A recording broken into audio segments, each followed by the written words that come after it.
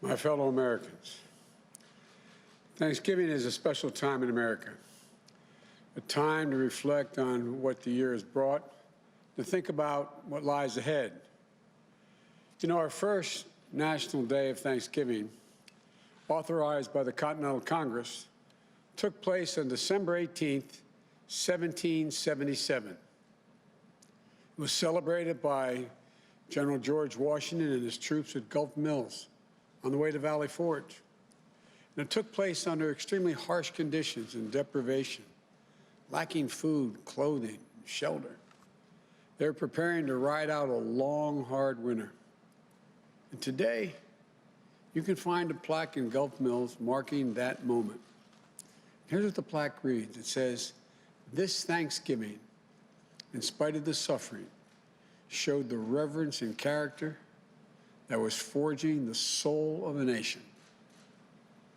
Forging the soul of a nation. Faith, courage, sacrifice, service to country, service to each other, and gratitude even in the face of suffering have long been part of what Thanksgiving means in America. You know, looking back over our history, you see that it's been in the most difficult circumstances that the soul of our nation has been forged. And now we find ourselves again facing a long, hard winter. We fought a nearly year-long battle with a virus that has devastated this nation. It's brought us pain and loss and frustration. And it's cost so many lives. 260,000 Americans and counting. It's divided us, angered us, set us against one another. I know the country has grown weary of the fight. But we need to remember we're at war with a virus, not with one another, not with each other.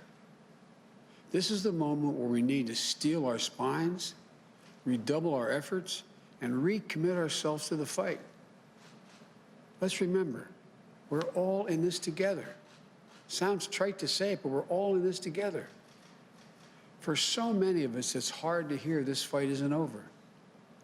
And we still have months of this battle ahead of us. For those who've lost a loved one,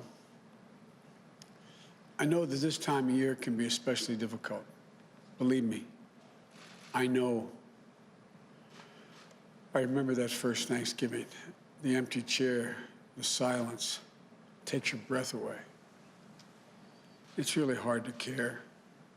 It's hard to give thanks. It's hard to even think of looking forward. And it's so hard to hope. I understand. I'll be thinking and praying for each and every one of you at this Thanksgiving, at your Thanksgiving table, because we've been there. This year we're asking Americans to forego so many of the traditions that we've long made in this holiday, which made it so special. For our families, for 40-some years, we've had a tradition of traveling over Thanksgiving. Tradition that we've kept every year save one, the year our son Bo died. But this year, we'll be staying home. We've always had the big family gatherings at Thanksgiving. Kids, grandkids, aunts, uncles, brothers, sisters, and more. For the Bidens, the days around Thanksgiving have always been a time to remember all we had to be grateful for, and a time to begin to think about Christmas and begin even to do the Christmas list. But this year, because we care so much for each other, we're going to be having a separate Thanksgiving. For Jill and I, we'll be at our home in Delaware with our daughter and our son-in-law. The rest of the family will be doing the same thing in small groups. So I know how hard it is to forego family traditions. But it's so very important. Our country is in the middle of a dramatic spike in cases. We're now averaging 160,000 new cases a day. And no one will be surprised if we hit 200,000 cases in a single day. Many local health systems are at risk of being overwhelmed. That's the plain and simple truth. Nothing made up, it's real.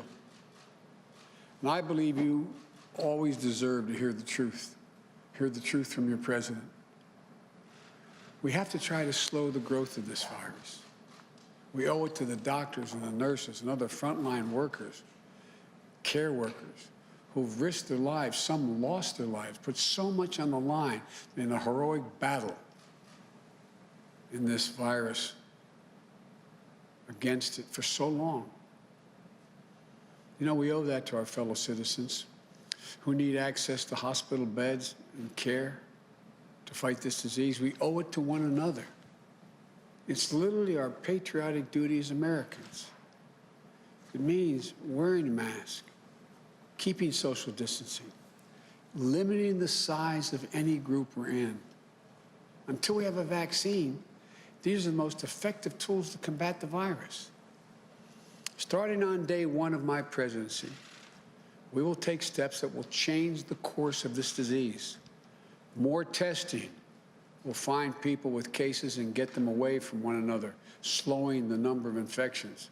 More protective gear for businesses and our schools to do the same, reducing the number of cases. Clear guidance will get more businesses and more schools open. We all have a role to play in beating this crisis.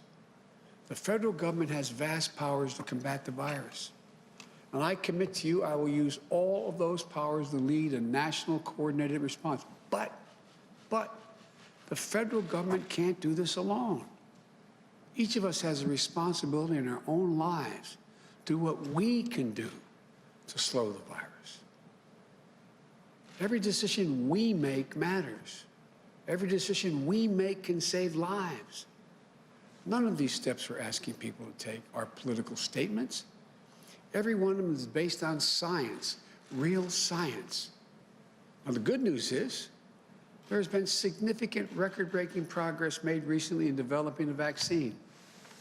And several of these vaccines look extraordinarily effective. And it happens that we're on track for the first immunization to begin by late December, early January.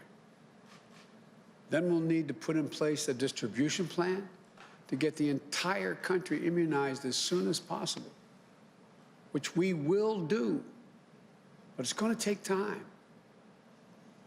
I'm hoping the news of the vaccine will serve as an incentive to every American to take these simple steps to get control of the virus. There's real hope, tangible hope. So hang on. Don't let yourself surrender to the fatigue, which I understand it is real fatigue. I know we can and we will beat this virus. America's not going to lose this war. We'll get our lives back. Life is going to return to normal, I promise you. This will happen. This will not last forever. So yes, it's been a really hard year, particularly hard for over 250,000 people and their families. But I still believe we have much to be thankful for.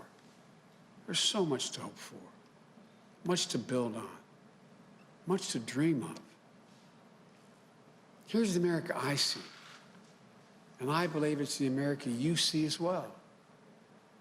America that faces facts, an America that overcomes challenges, an America where we seek justice and equality for all people, an America that holds fast to the conviction that out of pain comes possibility, out of frustration comes progress, and out of division, unity.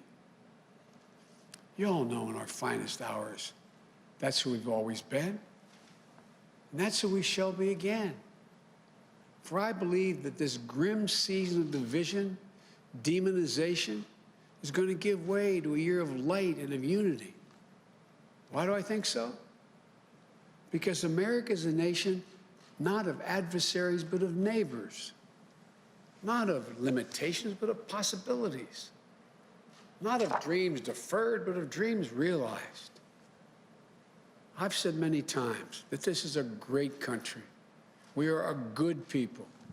This is the United States of America. And there's never been anything we've been unable to do when we've done it together. Think of what we come through as a nation, how many things we've come through: centuries of human enslavement, cataclysmic civil war, exclusion of women from the battle box, world wars, Jim Crow, the long twilight struggle against Soviet tyranny that could have ended not in the fall of the Berlin Wall, but in nuclear Armageddon. Look, I'm not naive. I know that history is just that, history. But to know what came before, what's come before, what's happened before, can help arm us against despair. Knowing that previous generations got through the same universal human challenge that we face, the tension between selfishness and generosity, between fear and hope, between division and unity. And what was it that brought the reality of America into closer alignment with the promise of reality, justice, and prosperity? Sounds corny, but it was love, plain and simple. Love of country, love of one another. We don't talk much about love in our politics. The political arena is too loud, too angry, too heated.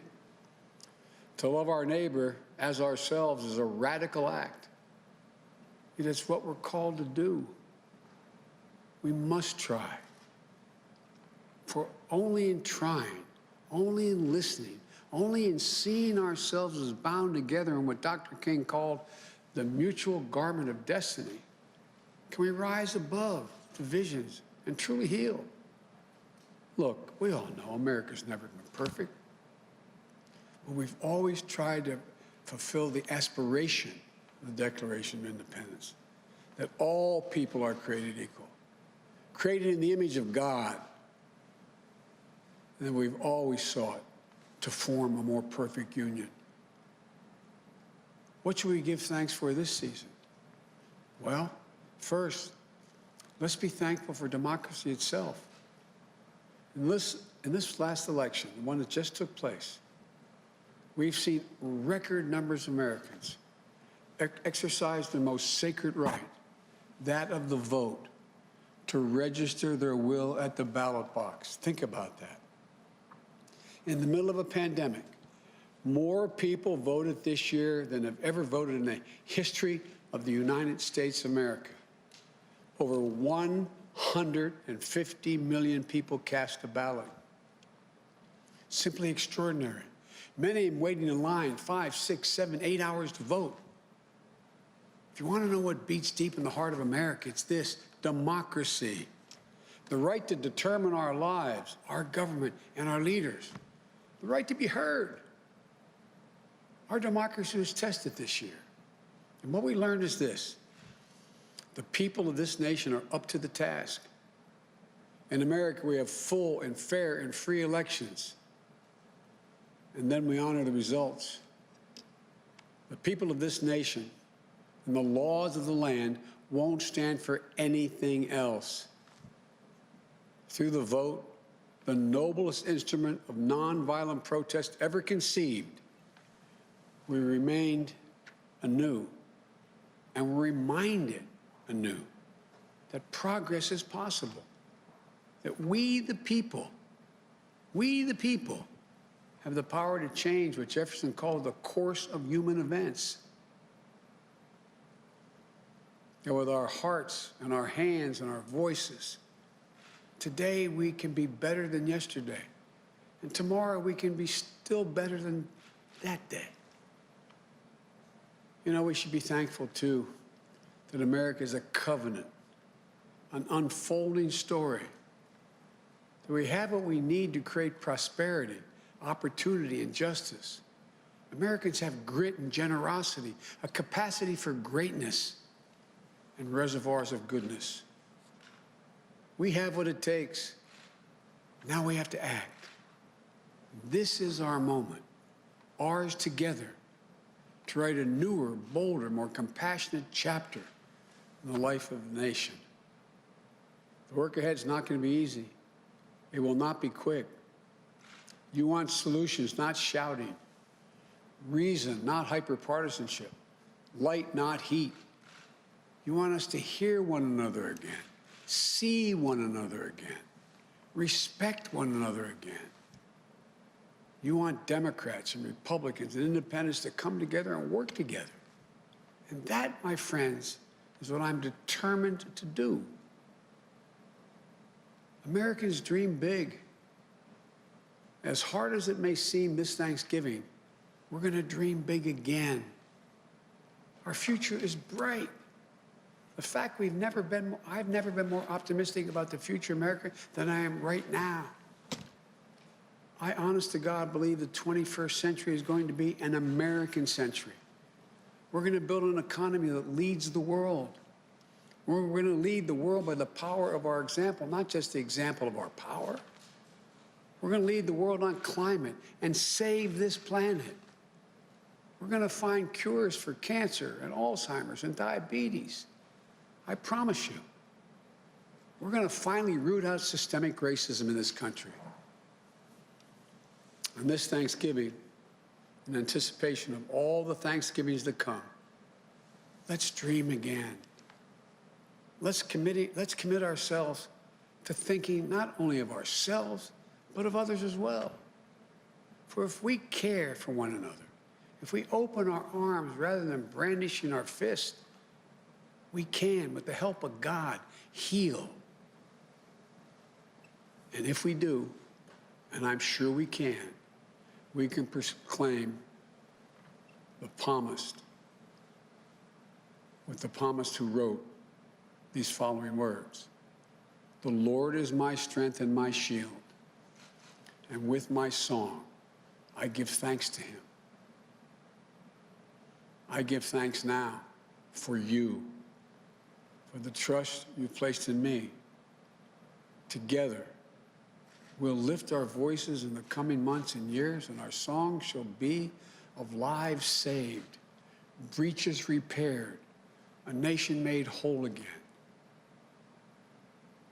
Folks, from the Biden family to yours, wherever and however you may be celebrated, we wish you a happy Thanksgiving. May God bless you, and may God protect our troops. Happy Thanksgiving.